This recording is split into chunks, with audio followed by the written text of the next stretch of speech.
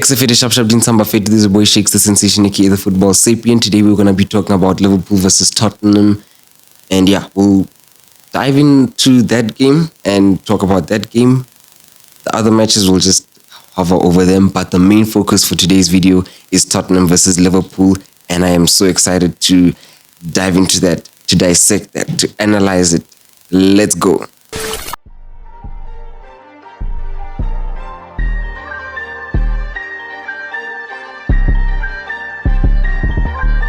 Football sapient, radiant, trying to relate to you.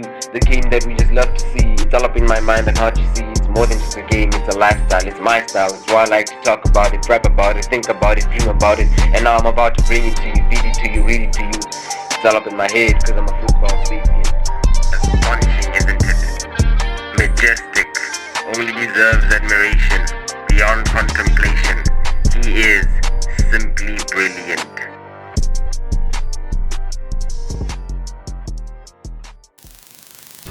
So guys, as I said, the main focus for today's video is Tottenham versus Liverpool. Great game, great chances, great players, great atmosphere, great stadium, great everything except for the referee. Let us start from the beginning. So, looking at the expectations, my prediction was 2-2. So, just one goal off, but can you really blame me? Liverpool just shot themselves in their foot with two very unnecessary red cards. So at the beginning of the game, obviously the two teams came in expecting to win the game because of the form that they are in. So Liverpool and Tottenham were both applying pressure on each other in the earlier stage of the game, but Liverpool having the better spell in the earlier stages of the game. Gakpo had a chance, his touch was too heavy so he couldn't finish. Tottenham's keeper saved them and kept them in the game. So yeah, that was good from Tottenham.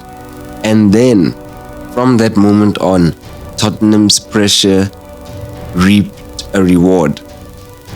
James Maddison, my good people, James Maddison is a sensation. He is a sensation of a player. The pass that he gave to Richarlison was phenomenal, and that obviously gave Richarlison the chance to create an assist for Son, who is very clinical. It was his first touch in Liverpool's penalty area in that game, and he scored. So obviously Tottenham are a very clinical team at this present moment in time.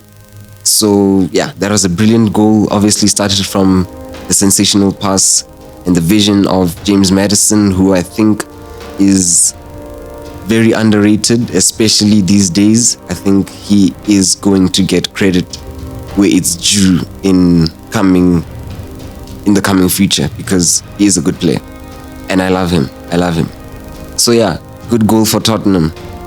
And then Liverpool, actually before Liverpool conceded the goal, they scored a goal themselves, and that was an offside goal from Luis Diaz, which I personally, from just looking at it, it didn't look offside. Obviously VAR checked it and they said it was offside, but they didn't draw the lines, so now there's an appeal. It's a very controversial thing. So the refereeing was very questionable at times. Yeah man, it was crazy. But yeah, so Liverpool scored an offside goal. I thought was very good. Whether or not the goal was offside, the goal was good in itself. And wow, did they not have to concede a poor red card? I mean, Curtis Jones did not have to make that challenge so early on in the game. Very unnecessary. I did feel for him because I don't think his intention was to hurt the opposition or his opponent. But yeah, I mean, he touched the ball and then his foot slid over the ball and his studs were up and caught the opponent. So you can feel for him. Humanly speaking, I think the ref was a bit harsh on him.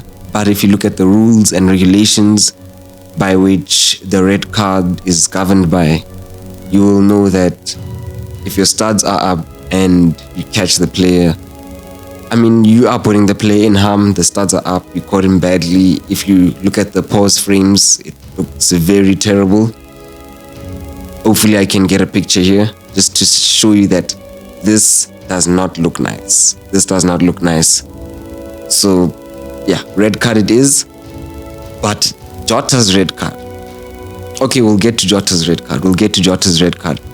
So, yeah, Tottenham go ahead with Ding Ming Song. And then we move on. Gakpo with the equalizer. Cody Gakpo with the equalizer in the second half to put Liverpool on level terms. That was a good equalizer, so kudos to him for that. He was showing that he can be clinical, and it was a great goal. I don't know what was happening to Tottenham's defense there, because Liverpool were on the counter-attack, and I think Tottenham were very committed to attacking. They threw a lot of their players forward, right? So yeah, that was that goal. And then we go into the break at 1-1. Coming out, 10 men Liverpool, 11 men Tottenham, looking to go on the front foot, which is what they did with their own goal from Joe Matip. I feel for him because it was literally in the last minutes, just after Jota got the red card. So Diego Jota, I think, again, very unnecessary. But because of the heat, the tension, it was crazy. I mean, that game was going crazy. The game was going crazy. So, of course, Liverpool players are going to do things which are irrational or rush. So, yeah, 9 people on the team and you have to try and win a game. I think if you are having 9 players on your team, dude, don't try to attack. Just sit back and defend. Personally, I think that's what Liverpool should have done. But they committed a few bodies forward and ended up giving away a silly corner, which is how they conceded the own goal. Joe Matip. Yeah, I feel for the guy, man. I feel for the guy. But I think Liverpool can finally keep quiet. I mean, hey, Harry Maguire. Bro, relax. You guys have one of your own Maguires. I'm not saying Matip is a Maguire. I'm just making a comparison. Because please, bro, every time Harry Maguire scores a own goal, Liverpool fans, bro, you guys gotta relax. You guys got an own goal, so now you just need to shut up and let's move. Anyways, this is not about Maguire. So yeah, that is the Liverpool game, Tottenham game. Controversial refereeing at times. Tottenham also scored an offside goal of theirs, but that was just because of the commitment of bodies forward. They did commit a lot of bodies forward, so that was cool. But when you commit a lot of bodies forward, then you have to make sure that in the transitional play, your midfielders and your centre backs are in position to counter press, because that is what Tottenham are not good at, counter pressing, and that is why they concede a lot on the counter attacks. So yeah, that is the Liverpool and Tottenham game.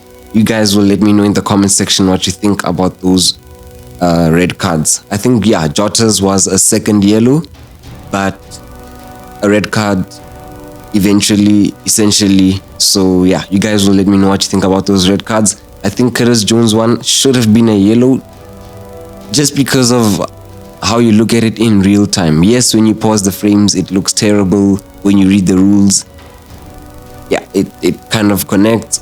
But if you look at the whole replay in real time, then you might think, oh, he's really unlucky. But anyways, we move.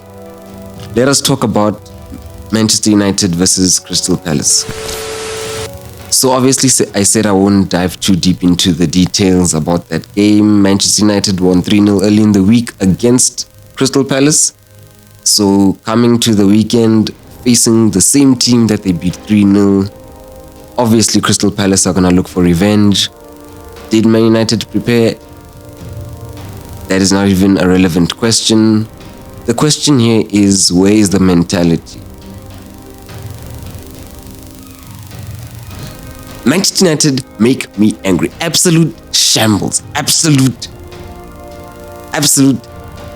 That was rubbish. Rubbish performance.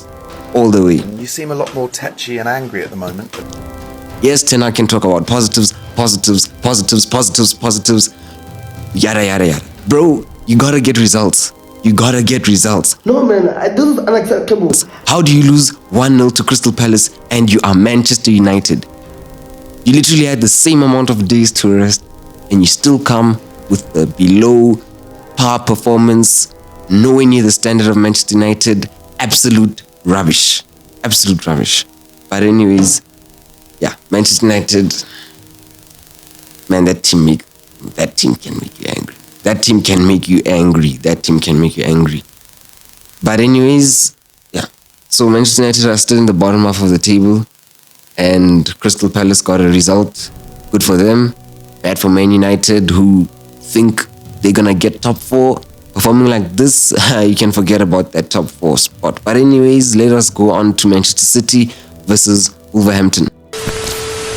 In an interview earlier this week, Pep was alluding to his injuries for a justification of their loss to Newcastle in the EFL Cup. Okay, sure, you don't care about the EFL Cup, rest your players. That's what he did. You rest your players, you come, match day, lose. Then you think, what was the point of resting the players if at the end of the day you're gonna lose? Grealish is back, like most people are back. Most of his injuries are back and they still lost. No, I don't feel for City. Injuries, bro. Every team has injuries. Chelsea has injuries. Man United has injuries. But you gotta win these games if you wanna win the league. But if I'm a City fan, I'm not worried because I still think that this is just a minor setback and they will bounce back. They'll show us in the Champions League. And yeah, we'll see in the Champions League how they perform. But yeah, 2-1 victory to Wolverhampton over City. City dropped points for the first time this campaign. And Liverpool squandered the opportunity to get top spot. So yeah, that is a very interesting title race. Let us move on to Arsenal. Arsenal versus Bournemouth. Yeah, 4-0 statement victory for Arsenal. I think in my earlier prediction, I did say that Arsenal are going to finish second on the table. Just a reminder, I think my prediction is still on the right track. Arsenal obviously serious about finishing the highest possible that they can. This is a statement victory, a victory that they should have acquired. So if I'm an Arsenal fan, I'm not worried, I'm happy. So yeah, that's it for Arsenal. Chelsea and Fulham are gonna play on Monday, so I'm looking forward to that. Chelsea need to bounce back. They need to get a victory in the Premier League. Fulham are a tough team to play against. But yeah, hopefully Chelsea fans can actually have something to cheer about. Newcastle versus Burnley. Did I not say Burnley's gonna get relegated? Bro, they have not won one single game this season.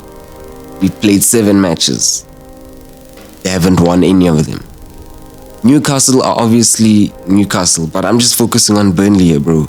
Burnley. Wow. I think Burnley's going down. If you didn't watch my last video, we had relegation predictions. Make sure you go check that out. But yeah, I think Burnley's going down. They just can't seem to get a goal. They just can't seem to create chances. But anyways, we said we're not diving deep into this. This is the end of the video. Hopefully you guys enjoyed that video.